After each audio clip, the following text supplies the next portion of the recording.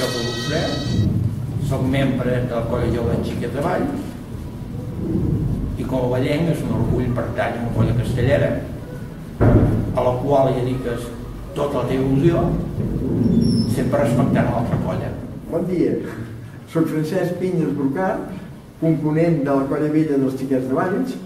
Vaig començar a anar als castells quan tenia 20 anys, me van venir a buscar per si volia ser secretari i llavors ja vaig dir que sí.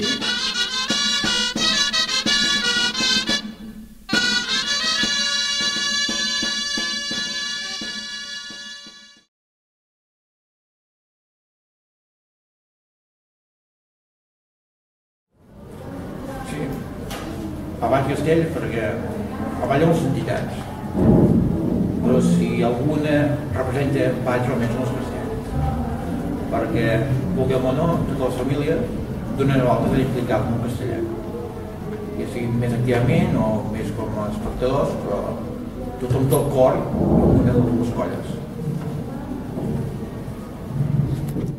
A Valls, castells, i tant. Castells des de fa més de 200 anys. El que passa que, a més dels castells, hi ha altres coses que són també molt importants, que ja se saben, la calçotada, per exemple, i no em volia allargar en aquest aspecte. Però a Valls Castells és el més important, els Xiquets de Valls.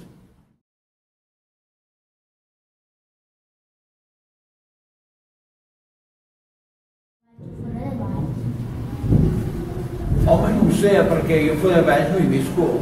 Jo puc parlar de Valls, que és la meva ciutat. També és veritat que hi ha molts tòpics, o sigui, coses que anem dient que potser no són tan reals. Potser el fet més característic és que ballen dues colles punteres i una rivalitat de fa 200 anys. I amb l'altre poble de Montcasteller, que tenen dues colles, o la igualtat no és tan evident o la història no s'allarga. Llavors jo penso que Valls és una realitat que és familiar, es passa de pares a fills i potser és el fet més característic.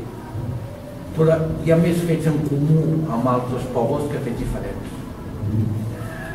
Doncs mira, la diferència que hi ha fonamentalment és la història. La història i que els Xiquets de Valls, encara que no ho sembli, han creat escola. O sigui, a les altres colles, sobretot, per exemple, al pujar als petits, tot com ho ha fet els Xiquets de Valls, ho fan les altres colles. O sigui, han tingut, per una part, una gran continuïtat. Sempre. Els castells a Valls sempre han existit. Si no han existit les dues colles, no ha existit una. Llavors, les altres colles, sí que al segle XIX, o 1800 i pico, hi van haver altres colles a Tarragona.